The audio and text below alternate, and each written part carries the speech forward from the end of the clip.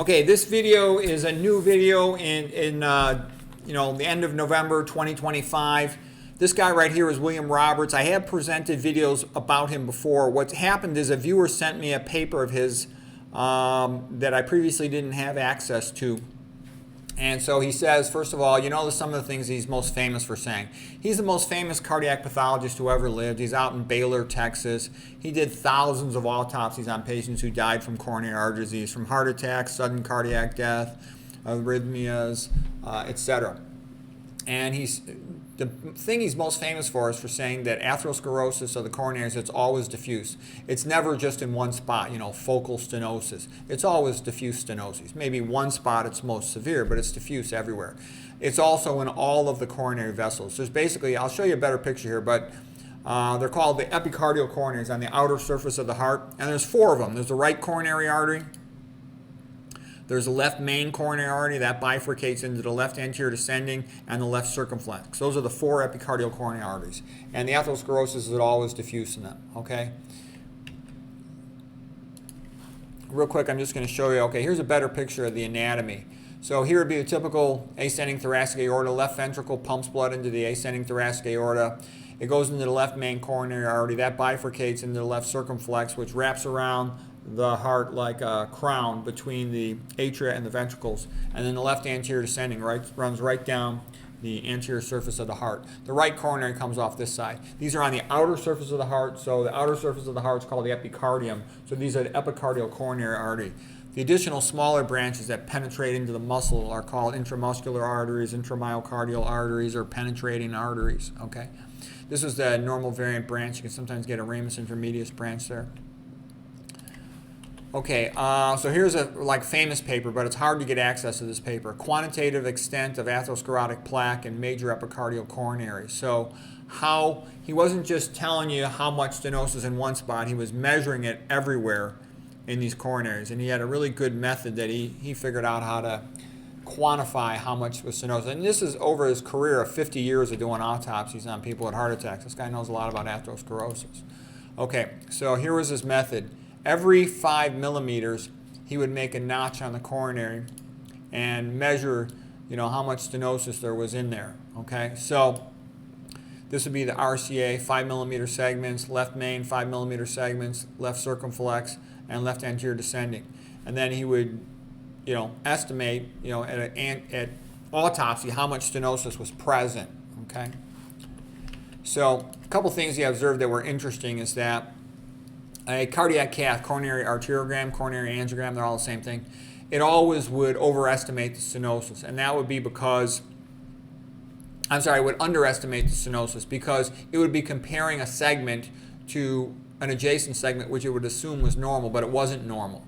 So let's say it's assessing the stenosis of this, it's comparing it to this area that's already 50% stenotic. So something that looks 75% stenotic at cardiac cath was really 95% stenotic at autopsy. And a 50% stenosis by cardiac cath is really a 75% stenosis at autopsy. So that's an important point. The disease is worse than the cardiac cath says. All right, so here's the actual paper that I didn't previously have access to. Here's his name, William Clifford Roberts. Usually it's abbreviated William C. Roberts. He's got a YouTube channel, William C. Roberts. You can see his videos there. And again, I thought it was funny because here's this guy who was the best cardiac pathologist in the history of the world.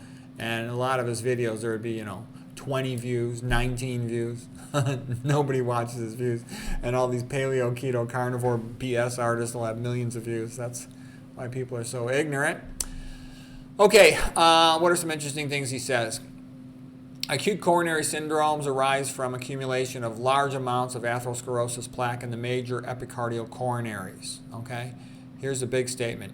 It's always diffuse. All three subsets of patients had diffuse plaque in all four coronaries. It involved the 5 millimeter segments in all four epicardial areas in all three subsets, categories of patients. So this is just ubiquitous thing, okay? And what does this mean? Whenever a disease is diffuse, that has tremendous significance. What he's basically saying here is you can't stent your way out of the problem because the disease is diffuse up and down all these coronaries, meaning that there's only going to be two options. You either treat it with a drug or you treat it with a diet. And given that the diet works better than the drug, and the diet has no side effect, and the drug never cures the patient, and it can potentially have a lot of side effects, you don't have to be a genius to know diet's the best way to treat it. Why not cure the disease? Okay.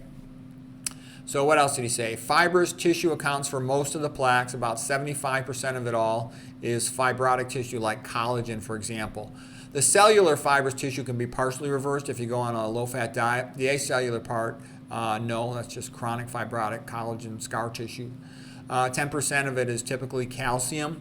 Sometimes it could be more than that.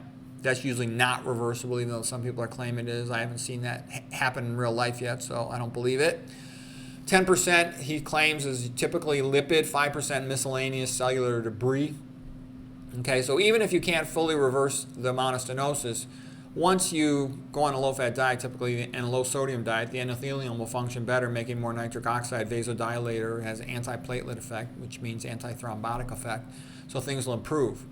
And patients will often improve pretty quick. Okay, they'll have a pretty quick improvement, within a week quite often, improvement in symptoms. And, significant change on imaging follow-up tests in a couple months.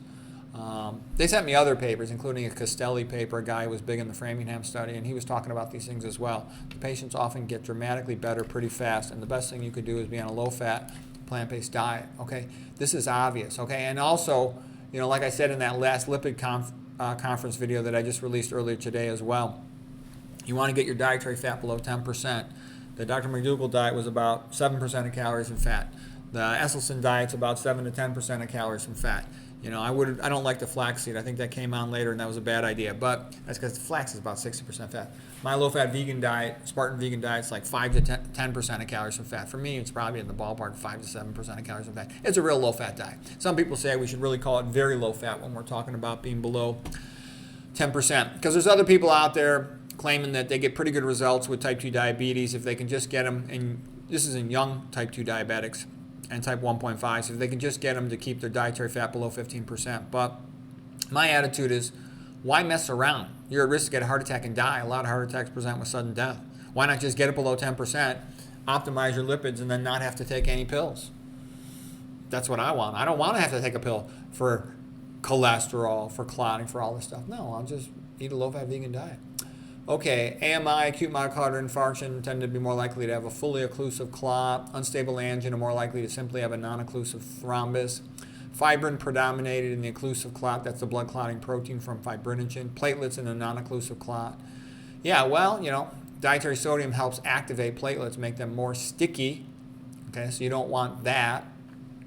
Fibrin tends to be activated to be more prothrombotic if you got leaky gut, so you want to avoid all the things that cause leaky gut, like high-fat diets and low-fiber diets and NSAIDs and fluoride in your water and excess chlorine in your water and aluminum in your water, all the things that are routinely in tap water. So anyways, that's a little bit interesting. Okay, and that was also from the American Journal of Cardiology. So I hope you found that interesting. So the biggest statement there was that it's always diffuse. You can't stent your way out of the problem. You can't do a surgical bypass your way out of the problem. There's always going to be more diffuse disease that puts you at risk for a heart attack, and the only way you can deal with that is fix the diet or take a pill or do both. So anyways, hope you found that helpful.